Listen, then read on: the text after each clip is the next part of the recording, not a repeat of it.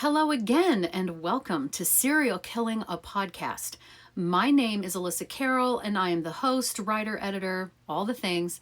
And over here, we talk about all manner of true crime at this point, but we also get the whole picture to fully explore the nature versus nurture aspect of people who commit these horrible crimes. And if that is your kink, then you have come to the right place. Subscribe, like, follow, let the ads play. It's a wonderful way to support, and everything is in the notes below. This week's podcast will be a deep dive into Megan Boswell, the young mother who was just found guilty of murdering her baby daughter, Evelyn. Now, obviously, I knew this trial was going on, and this was a case I wanted to investigate and dig into and analyze for quite a while now, but then other cases came up, and before you know it, this one was already in court. So I purposefully avoided any mention of this case because I wanted to avoid any undue influence over my initial thoughts and findings. So the court case is now over, and I went into this deep dive knowing that Megan had just been found guilty of murder. Total transparency. And I imagine a great deal of you are already intimately aware of all of the ins and outs and facets of this case. You've probably already listened to all of the testimony and have a good grasp of the overall situation. Before beginning to research, I didn't know anything. I'd read an article or two, perhaps for Murder in the News, which is its own separate podcast now if you'd like to check that out. Shameless plug, obviously, but I hadn't read anything remotely recent, and I hadn't for a long time. You know, the bigger story, I'd forgotten it. So that means that I went into this with no biases, no preconceived notions, nothing. The BFF actually lives in that area where this happened, so I know that they have been eagerly awaiting for me to cover this. And so here we are. I will be mostly focusing on the family history and background that led up to this murder, since most of us, again, have listened to court testimony, but our international listeners might not know anything at all. So I'll, of course, touch on the trial. So without further ado, let's jump right in. Megan Boswell was born in February of 2001. The exact date wasn't immediately available, which I found odd, but I didn't super dig because it's not terribly relevant. Most of us remember 2001, and those who don't know what was going on then will at least have some idea. So we're going to skip the history portion. We do have quite a bit to go over. So Megan's parents are Tommy and Angela Boswell. Thomas Michael Boswell Sr. was born in, I believe, 1970. I couldn't find exactly where, but I feel quite comfortable saying that he was born either in the East Tennessee area or thereabouts. His parents were Danny and Mary Boswell, though Mary went by the nickname Oh Mommy. You might have heard about her in the trial. Danny, so this would be Megan's paternal grandfather, was born in 1935, and his father before him, Megan's great-grandfather, died in eastern Kentucky. So we see a family ancestry of being from around the same sort of local area. Now, one must remember that this is Appalachia, the oldest existing mountain range on this planet. There are also parts of this same mountain range in Scotland, proving that this country and Europe were once connected. Appalachia is very old, and there are things out there that it is just understood can't be explored or explained. So if you're out walking alone at night and you hear your name, well, no, you didn't. People for multiple generations speak about the odd supernatural things or creatures that seem to haunt those mountains. I could make a whole separate podcast about just the pollers and the remote areas of Appalachia and the strange goings on there. But that's not this podcast. Suffice to say that these people are, in a way, landlocked within their old mountains and up until perhaps the peak of the internet, and also factoring for how long it took to even get the internet into the mountains and up to the mountain folk, they have been mostly isolated in that area without a whole lot of outside influence. Traditions go many generations back. It's just something to keep in mind, okay? Now, it would appear that Danny, again Megan's paternal grandfather, was a devout and godly man who was all about his church, and he had horses and he loved them as well as animals in general. He loved the outdoors. So Mary, or Oh Mommy, was again his wife, and they had been married 57 years, making them getting married in 1956. The math is mathing. They went on to have 3 daughters and 2 sons, one of which is, of course, Tommy Boswell Sr. Now, Megan's mother is Angela Boswell, but she is also known as Angel. Either name. I will call her Angela. She was born Angela Mae Jones in 1978. Her father is David Lynn Jones, born in Texas in 1951. Her mom is Wanda Mae Taylor, born in 1950 in Scott County, Virginia. So there's the tie to the area. That is just over the state line from that area of Tennessee. So the same deep Appalachian history. David and Wanda met, married, and went on to have 2 children, a son and Angela. I don't want to drag names into this because it isn't necessary to pester any other family members for Megan's sins. I mean, you get it. I don't know if Angela or her brother came first, but the brother is always listed first, so there you go. So David, Megan's maternal grandfather, had served in the Vietnam War in the Navy and had been proud of his achievements. So after leaving the military, it was said that he became a truck driver, which is a profession that I greatly respect. And it was said that he did love his job. I mean, these are all good things. Sources said that he had to retire a bit early due to some health issues. And I mean, quite honestly, the life of a truck driver isn't always very healthy living, so that doesn't surprise me. But we all like to buy shit, and it has to get from point A to point B. So we have to have truck drivers.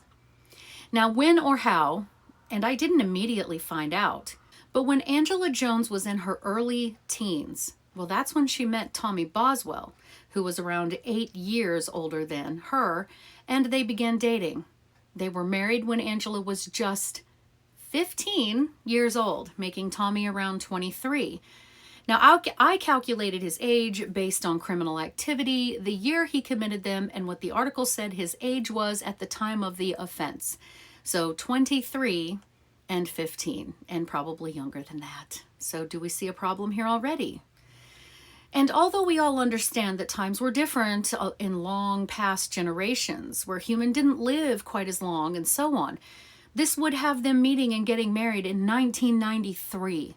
And I know damn well that a 23-year-old young man had no business chasing after a 15 or probably started 14-year-old girl, but he did, and he got her pregnant.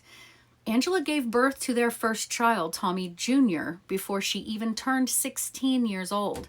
This wasn't 1925, this was the 90s, okay? So a few months after the birth of his first child, Tommy Sr. was arrested for an assault charge, but it was pleaded down to a misdemeanor assault. And then the couple took their son and moved a bit west to another county, but still not too far away from established family. The name of the town they moved to is called Bull's Gap, and if you followed this case, the names of places here are amazing. From then until Megan was born, there wasn't a lot of information, but we do know from court testimony that there was a lot of what Angela called strife within the marriage, and they fought badly.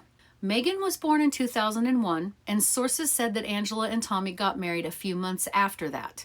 She went by Maggie sometimes. I'm still going to call her Megan. And Angela's testimony indicated that they had gotten remarried at some point. So this means that the couple divorced at some point before Megan was born. So Tommy Jr., who I'm just going to call Junior from now on to save on confusion, was also 8 years older than Megan. So Angela was about 23 when Megan was born. Tommy about 31 years old. You numerologists have fun with all of the repeating numbers. So sometime before 2009, the happy couple moved back to Sullivan County, Tennessee, back home, and to what was familiar, Blountville, Tennessee. It was said that they moved into a mobile home on a plot of land owned by family. Now, I couldn't find whether or not drugs were a big issue prior to Megan being born, but I cannot promise that Angela was not on some kind of drugs when she was pregnant with Megan. I can't confirm it. I can't deny it, but someone who lives in that area told me that they would not have been surprised if drugs were used while Megan was in utero. The takeaway is that drugs were a very big issue between Megan's parents. And again, this marriage was full of drug abuse, plus infidelity and domestic violence. Angela would later testify that they mainly abused opiates, so drugs made from opium, and these include oxycodone, hydrocodone, morphine, all the way to heroin and fentanyl. But they used other drugs too, including meth. And from Megan's very early childhood, since cognizant awareness at least, she was witness to that and everything that comes with it. She never knew anything but her parents fighting like cats and dogs, mental and physical. In fact, in March of 2009, so Megan was 8, they were just barely back in their home area. Tommy called in a domestic dispute to the police and then told deputies that Angela had attacked him, stabbing him in the neck with an ink pen and struggling with their then 14-year-old son, Junior, as he tried to help protect his father. So a few months after that, records show that Tommy showed up at Angela's parents' house and accused Angela's brother of stealing from him. David was able to calm the situation, I suppose, but he said that Tommy had most definitely been drinking when he hastily drove away in the car. Not even 3 minutes after this, Tommy apparently called Angela, who was at her parents' house, and said that he had crashed the car and that he had left the scene, and he was later given a fine for this. Angela later testified that she began taking Megan with her to AA meetings or drug meetings with her from time to time. 7 or 8 years old, Megan was. All of this craziness, and Megan was at least mostly able to stay with her grandparents, and I believe it was Tommy's parents. In fact, his parents mostly raised her. And good thing, because all hell seemed to break loose in 2012 when Megan would have been 11 years old. So Tommy somehow found out that Angela had another man in their house and he went barreling home. Now, granted, they were separated for a bit at this point. Angela said that she could hear her husband's truck coming up the drive, and she admitted to being naked in the bed with another man. And then she heard his voice coming to the door. So her lover jumped out of bed and opened the door to Junior standing there, apparently wielding a wooden club of some kind and threatening him, demanding that he come outside. And the man did come out of the house, but he just kept walking down the driveway and was making his way off of the Boswell property. And then he heard Tommy's work truck coming right at him. The man took off running for cover, but Tommy hit him with the truck, sending the man up and over the hood, landing on the driveway. Then Tommy, Junior, and some other guy walked up and began kicking and beating him. Yikes. Tommy and Junior, who was now 19 years old, were both arrested. Again, Megan was 11. But then the very next year, all was paradise in the marriage, and the couple had another child, a boy. And then just before the boy would turn 1 year old, Angela filed for divorce from Tommy. Megan was, by this point, 13 years old. Angela got custody of Megan and the very young boy, and then at some point, the couple reconciled again, and yet another baby was born, a daughter. By the time the baby girl was 2 years old, the couple were at each other's throats again. But Megan's future foster mother would go on to testify that Megan absolutely loved the 2 young children and did a lot of the mothering for them. When the baby girl was born, Megan was only 14 years old, and with the drug abuse and the drama, it would seem the duty of parenting the 2 young ones fell onto Megan's shoulders quite a lot.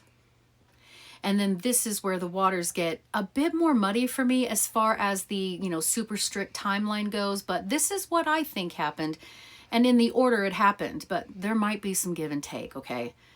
So Tommy later testified that he had had full custody of Megan and the 2 small children, and they lived in a mobile home all together while Angela was out doing crimes and whatnot. It appears, based on, again, Tommy's court testimony, that even though he had full custody of her, she often wanted to spend time with her mother as a teen, and Tommy would let her go. But then her mother didn't make her go to school, or she would refuse to go.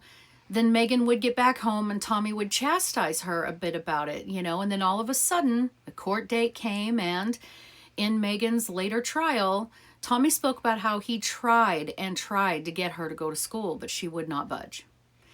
And so the state took custody of Megan and placed her in a foster home. Now, before we stop here and analyze what we have before all of the heavy stuff, I need to at least share what the foster mother said about Megan's physical condition when she came to her house. So first off, she was pregnant, very pregnant, not just barely pregnant. Even Tommy later said that he knew that she was pregnant when she was taken into foster care. More on this a little bit later, or it will ruin the rest of the story. Put a pin in that. The fact that she was at 17 years old and was far along in her pregnancy when she was put in foster care for truancy, or not going to school. So foster mother reported that when Megan got to her, she was in a terrible state. She said that Megan was visually malnourished. She was very, very thin.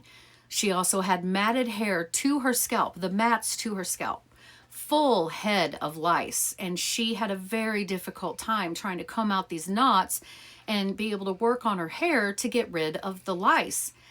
So she took her to hairdressers to try to get some help, and even had to resort to using prescription lice treatment for Megan's head.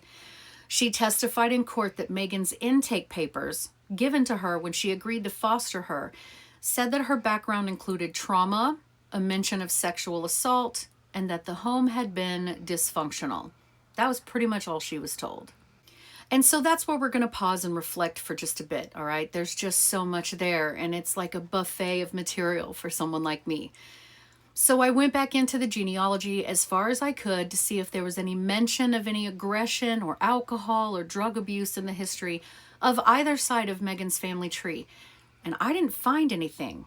Both sets of grandparents certainly sounded like upstanding, contributing, and generous members of society. Now, could there be something in the mix that I just wasn't able to find? Something tells me that that's most likely the case, but I can't be sure. And we know that Tommy knocked up a 15-year-old girl who gave birth to his first son. She was still 15 years old. They got married when she was 15. He was in his 20s, so there's that. And these two were about as toxic as you'd ever find. She was trying to shank him in the neck with an ink pen, and he got arrested for kidnapping and assaulting her, as in beating her. So it's no surprise that their eldest son had anger issues and started his career with law enforcement when he was still a teenager. All of that, and there's Megan. So what did all of that do to her? Oh, here we go. Well, we know that addiction affects everyone in the family, not just the user. Oftentimes this unstable and, frankly, toxic environment will cause a child to be sort of forced to act as the adult or caretaker of the addicted parent. In Megan's case, it was both of her parents. And I wonder how much Junior had to lend a helping hand with his baby sister. But children of parents suffering from substance abuse disorder, that's what it is, are not only completely robbed of their childhood, they also become withdrawn and learn quickly to hide their feelings, because they couldn't possibly have their own needs, because that would mean that they would have to engage with that very sick parent. This kept Megan from forming an appropriate bond with either of her parents, therefore making it hard for her to form loving bonds with others and trust others. We call that having attachment issues. It's insecure attachment. Generally, these children have low self-esteem. They may act out in school or other places and find it difficult to be in social situations. So then the next question we ask ourselves is, do we know if Megan acted out in school or in her childhood? I certainly didn't see any evidence of that, and I don't really feel that she really displayed any conduct disordered behavior during her childhood. I saw no evidence of that. Most likely, she was probably just trying to be quiet to not aggravate anyone. So what behaviors do children of addicts grow up to display?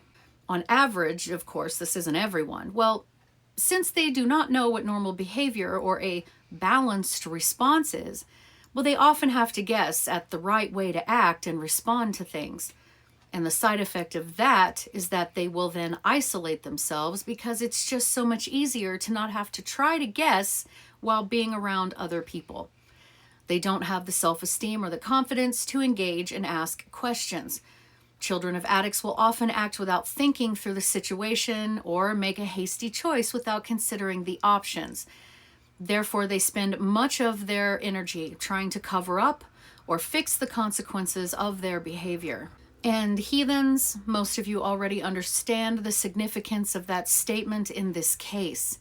And those that don't will just remember that. These people make hasty decisions and then spend an obscene amount of energy trying to cover it up or fix or lie about it, okay? So when something happens that is out of the person's control, they often overact in an extremely negative way and an emotional way. When something happens that is out of this person's control, they often overact in an extremely negative and emotional way.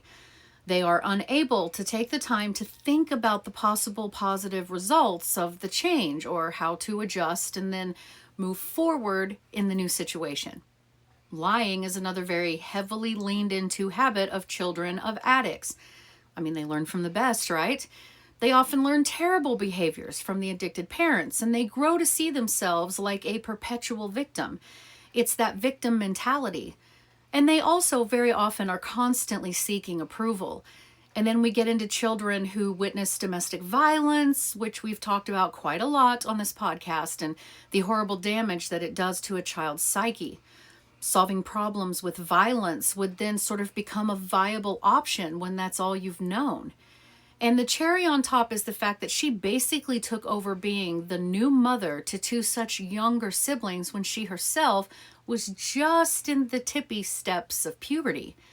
That's heavy and way too much responsibility for a child.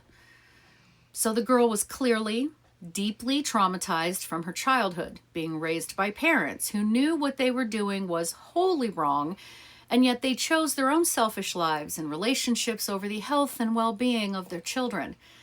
I have zero empathy for parents who know better and still choose this shit. It actually makes me super angry because I know intimately how damaging those parents are. Get over yourself. Grow the fuck up and be the parent your child needs. Period. So let's get back into it. Now, while in high school, Megan began a relationship with a fellow student named Ethan, who was a grade ahead of her, or maybe two at the most. When he graduated high school, he immediately enlisted in the Army and left with the understanding that he and Megan were still a couple.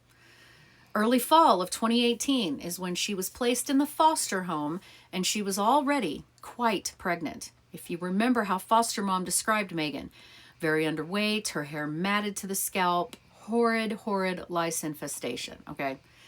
So foster mom swiftly got her cleaned up, got her in a clean, calm, and predictable environment where she actually got some level of nurturing and care. Foster mom got her registered for online school so she could finish her high school education. She later testified that she never had any issue with Megan or wanting to complete her schoolwork. In fact, Megan actually thrived in that structured environment. She became relaxed enough and trusting enough in her environment to even sit and be able to enjoy playing card games with her foster mom. You think that that's silly? That would be huge. So absorb that, right? For 17 years, all Megan had ever known was violent, drug-fueled chaos. Now she was experiencing true nurturing for the first time, not discounting what she might have gotten at the grandparents' house, of course. She might have got some nurturing there.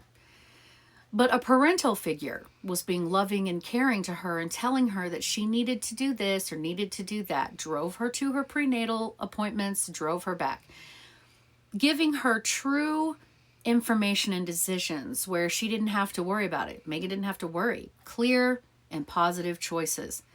I can imagine Megan was quite happy in this environment. Instead of being in constant survival mode, she could relax enough to continue to mature. Again, that's put a pin in that, right? Because let's not forget, she would be quite far behind her peers in maturity and so much more. Foster mom spoke about how she had asked Megan how she felt about becoming a mother soon.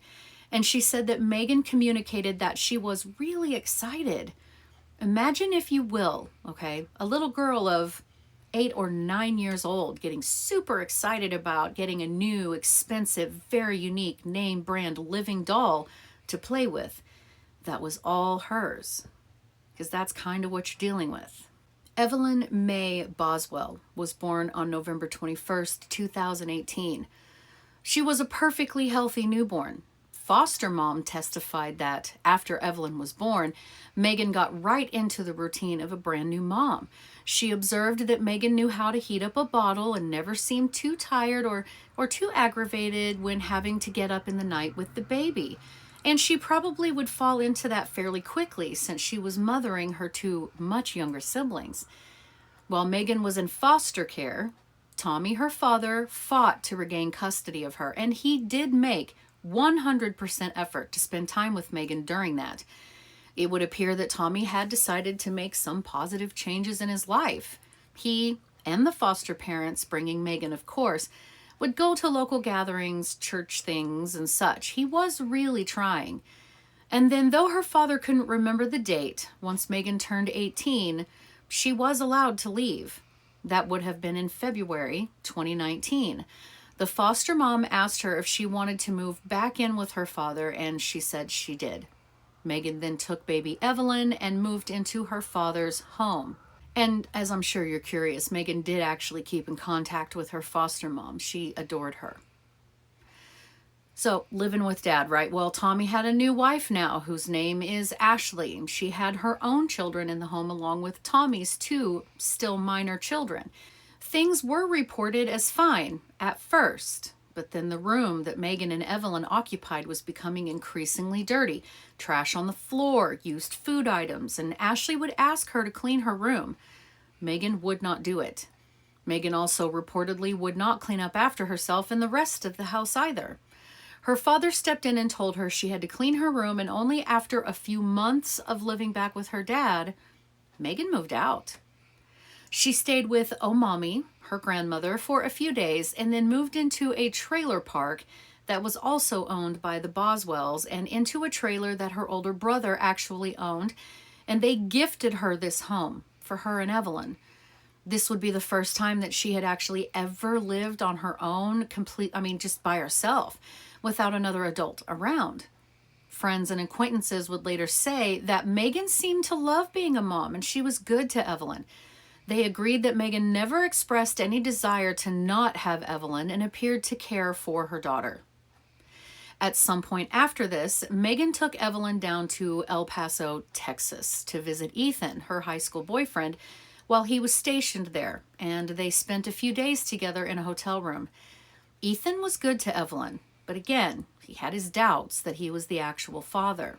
In October of 2019, Megan was living in this trailer, right? Her father pointed out that she paid nothing. He paid for her electricity and anything else the mobile home needed. He paid for her phone. He also paid for diapers and formula, whatever Megan and Evelyn needed. He paid $20,000 cash for her a new-to-her car. She was set. Okay, so I don't want to be dismissive of Tommy's efforts. So for all of the trouble that he caused most of his life up to this point, he truly felt that he was doing right by his daughter by providing for her and his granddaughter. And he was. That's an incredibly wonderful thing he was trying to do for her. But parents will often go a bit overboard when they feel they have failed their children in some way. I'm not immune to that with my own offspring. But it's a sign that you legitimately love them. Now, did Tommy tell her to get a job and begin that process of taking over the bills? I don't know, but I'm betting he did, and Megan applied at a newly built kind of drive-through only food place called Hunter T's Chicken Shack in Blountville, Tennessee. Hunter was the son of the owner's name, but he also worked at this place. So Megan and Hunter met there and quickly began hanging out. Hunter's father testified that when he interviewed Megan for the position, she told him that she had a baby. So he asked if she needed any special allowances or accommodations with scheduling because of having a child. And he did come across as seeming perfectly willing to work with her on that. But she said, nope, no special hours or anything. She said she had childcare and could work as much as he needed. He took that as the truth. Except it wasn't. Many sources stated that she would go to work and work full, long shifts, and baby Evelyn would sometimes be home by herself to fend for herself when she was just beginning to even start to pull up and try to stand. I wish I were joking. Now, she would also have the baby watched by her foster mom, and the foster mom's sister did some babysitting, but there were times where baby Evelyn was just left to fend for herself. So pause and take the time you need for that horrifying info to kind of sink in. So Tommy later testified that he visited Megan and Evelyn at the trailer occasionally, but most of the time he didn't enter the residence because she and Evelyn would just come outside. But there's a good reason why she might not have wanted her father to go inside. We'll get to it. A short time later, Tommy said that he was able to spend some time with Evelyn on Thanksgiving of 2019, that year. Others spoke about seeing that precious baby in earlier December, except she started to look dirty and not cared for. Megan even told a friend that Evelyn was a mean child. There was a lot of text messages back and forth in court.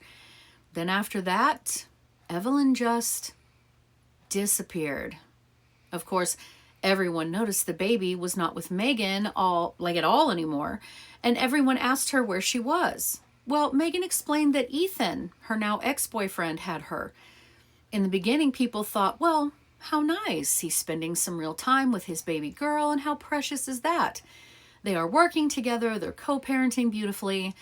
Megan was beginning to stay over at Hunter's house most of the time, and Tommy told her that if she were going to stay over with him, then he wanted her to move her stuff out of that mobile home so that he could rent it out because the family needed the income.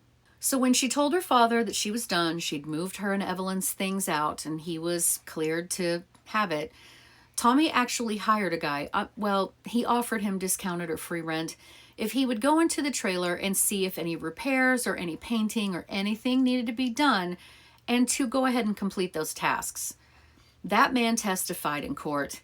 He took pictures of the conditions in that trailer with his phone, and it was exactly like an episode of Hoarders. And I don't mean the clean ones that just sort of pile their bags and boxes everywhere. I mean this trailer was a full-on biohazard. The photos that this man shared with the court as evidence were horrible.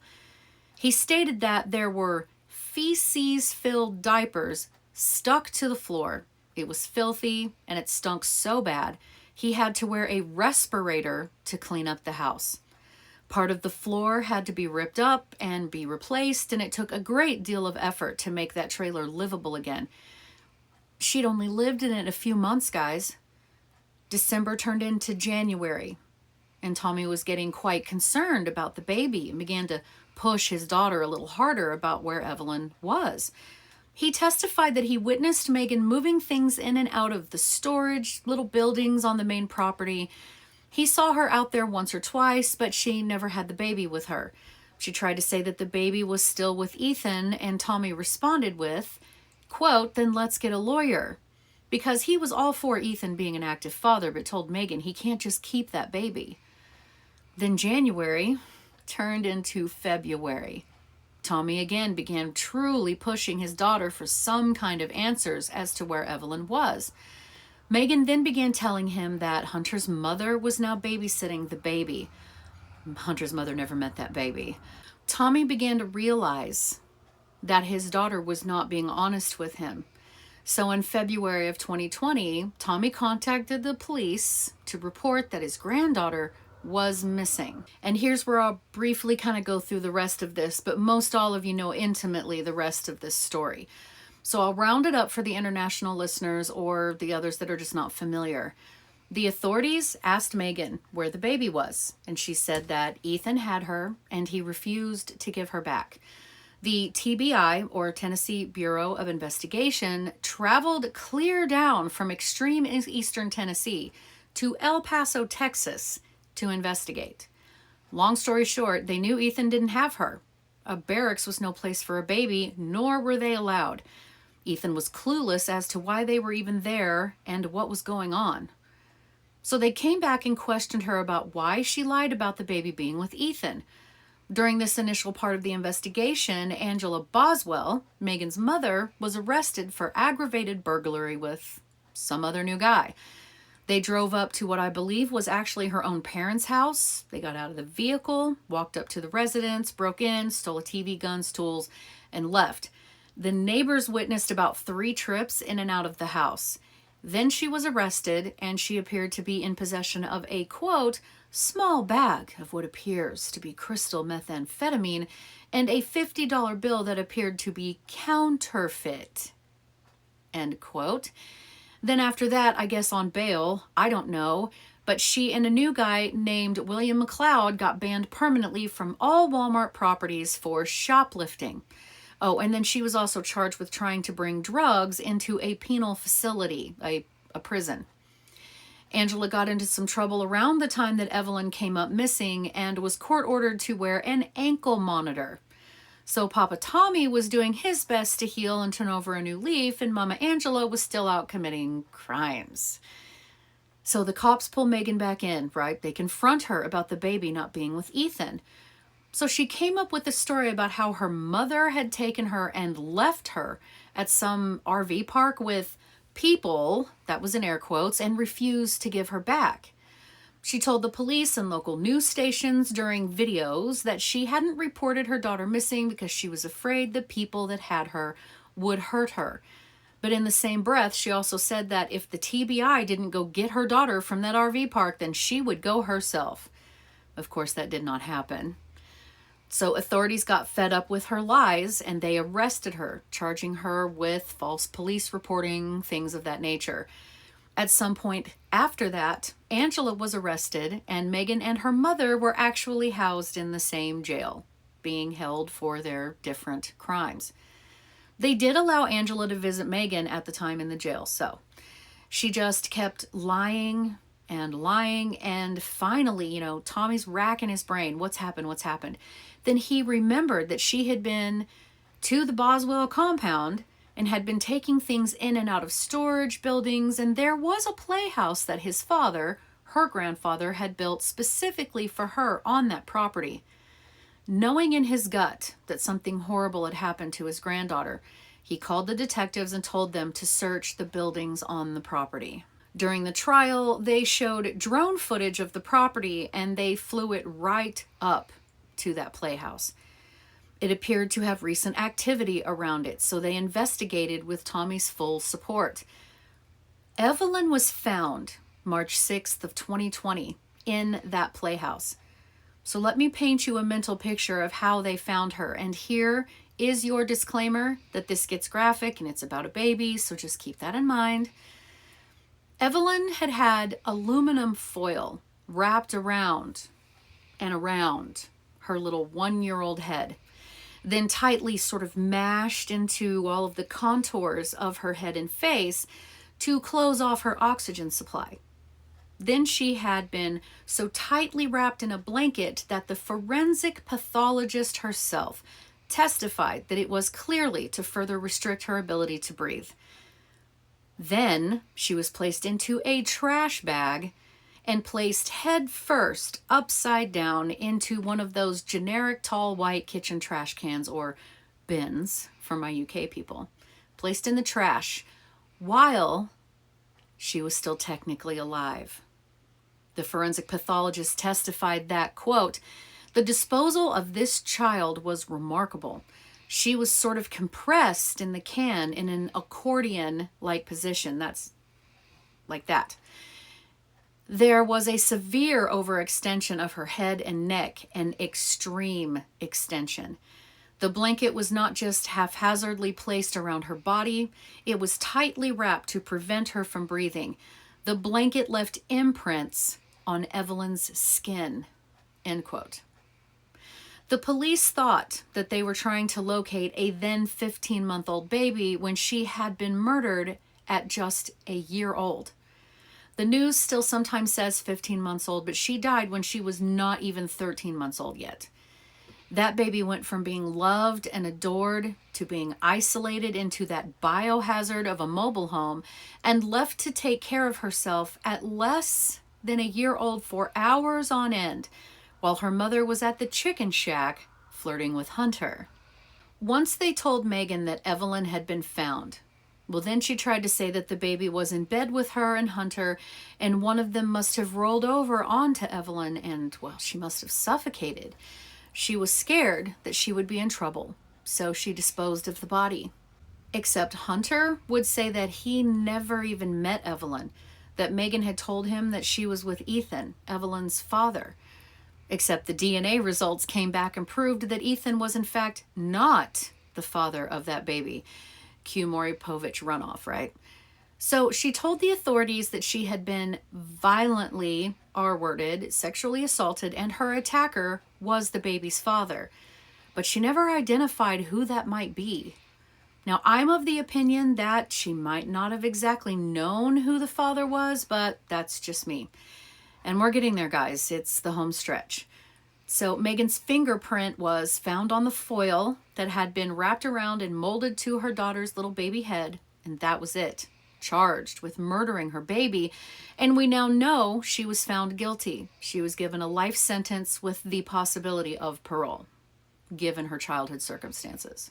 So on the stand, Angela, her mother, claimed that she didn't fully understand a mother's role until after her own daughter murdered her granddaughter. But she fully owned her part in Megan's downfall, conveniently after her granddaughter was murdered. 17 years too late, but, whatever. Angela also testified that at her core, Megan was a generous, kind-hearted person, and as Angela left the stand, the camera panned over to Megan, right, having an honest cry while sitting there watching her own mother's tearful testimony. So what happened here? Megan has never actually said what happened. Poor Hunter is legitimately, guys, in a mental facility for stress-induced psychosis for being accused of harming a baby. I believe him when he says he never met that baby. Pictures were shown in court of Megan and Hunter being here or there at these attractions. Evelyn wasn't in even one of them. So here's what I think is going on. Obviously, we are all well aware of the trauma that the girl endured her entire life up until she had the baby. She's just a hodgepodge of insecure attachment issues and learned helplessness and learned all about what children of addicts and them witnessing domestic violence causes. We know.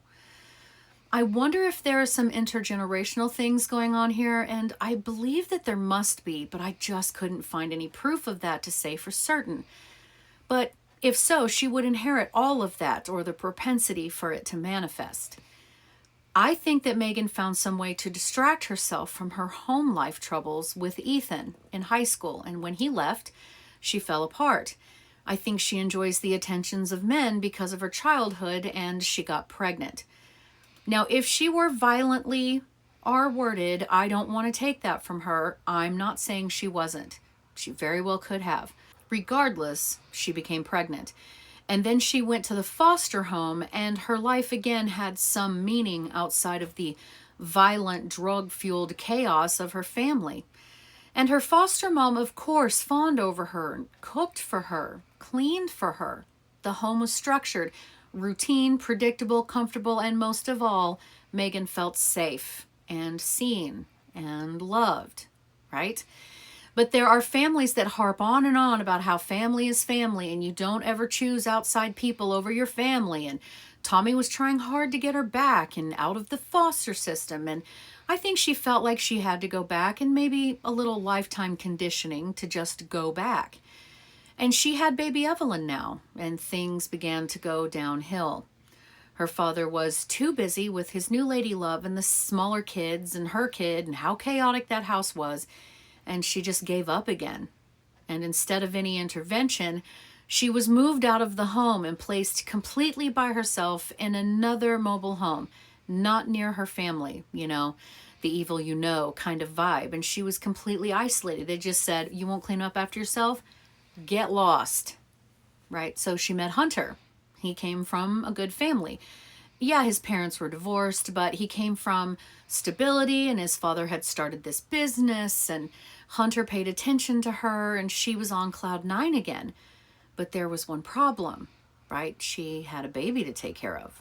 And this is the part that I can never get past, because rather than sacrifice and do what she had to care for her precious baby girl, an innocent human she brought into the world, she did what her own mother did to her. Basically abandon her. I mean, who leaves a less than 1-year-old baby alone to fend for themselves while they go to work? It's because she was in a hurry to get some socialization in and get to spend time with Hunter. This is Casey Anthony all over again, only Megan has some obvious reasons. Never ever excuses. We don't do that here, period. But we have some understanding. Ethan wasn't going to save her. Her father wasn't going to save her. Her mother wasn't going to save her. And she found another person who paid a lot of attention to her, this Hunter. So she didn't want the responsibility of the baby and she killed her. It just seems literally that simple to me. She didn't have postpartum depression and certainly not to the level of postpartum psychosis, which, yes, I am going to cover. She might have had some depression, but not to the degree that she would harm her own child. My opinion about what's going on here is that I think Megan has borderline personality disorder. Now, I know I have BPD listeners and friends, and I'm not picking on you. Most all BPDs do not murder people, okay? Most antisocials don't murder people. We are talking extremes here. I think she had borderline personality disorder and maybe even a slight kind of barely visible shading of a wash of histrionic personality disorder in there as well. But it is important to remember that there are a lot of shared symptoms in cluster B. Megan was singularly focused on the men in her life, and if she felt something better came along, she tossed the old one for the new shiny one. So quickly, let's break out the official definitions, right? Borderline personality disorder, or BPD, is a chronic condition that can cause emotional instability, impulsive behaviors, and difficulty controlling anger. People with BPD also have unstable relationships, feelings of emptiness, and a distorted sense of self. Emotional symptoms are severe mood swings, intense feelings of anger, feelings of emptiness, fears of abandonment, and feelings of worthlessness or insecurity. They make frantic efforts to avoid real or perceived abandonment while simultaneously potentially devaluing other people, like Megan's own baby. They may chronically lie, which is 100% of this case with Megan. What are the potential triggers? Well, feeling rejected, criticized, or abandoned by anyone, worrying about a potential breakup, which could be something with this case. Perhaps Hunter wasn't interested in being a father to her baby. I don't know that. It's just food for thought. And I've covered all of the cluster Bs in a past True Crime Science episode, which I will try to remember to put in the links in the notes if you're interested. Please don't be mad if I forget. But she had some kind of issue and murdered her own baby because she was overwhelmed and also just no longer interested in being a mother. I mean, she'd been doing it since she herself was a child anyway. Her own mother never gave her any example of effective or responsible mothering, if you will. But she had some kind of issue and murdered her own baby because she was overwhelmed and also just no longer interested in being a mother because the baby was in the way. She had been doing this mothering thing since she herself was a child anyway. Her own mother never gave her any example of effective and responsible mothering, if you will. And she had no concept of what a normal father or man does in a parental role either. Her father was charged with attempted murder in her youth. I mean, come on. Her brother grew into the criminal behavior just like their parents before them. This girl's entire existence was violence, drugs, and just trauma. I think she Casey Anthony'd that baby. I think she Casey Anthony'd baby Evelyn. I don't think any of this rather long story is any kind of excuse for her to murder her child. Not at all. There are many of us who endured mothers who were much more interested in which men were at the local dive bar or whatever than the mental well-being of their child, and yet we grew up to be willing to commit murder to anyone who would even look at our babies wrong, as it should be. Megan's trauma is a very important part of this story. It's the nurture aspect of the nature-nurture argument. I feel bad for her with regards to her childhood, obviously, but I feel absolutely nothing for her because she didn't do better. I don't want to hear excuses. Just do better. Thanks for listening. Anybody who killed more than 2 or 3 people was a mass murderer. And whether it was all at one place or over an extended period of time. And then in the early 80s, they came up with this differentiation called serial killing.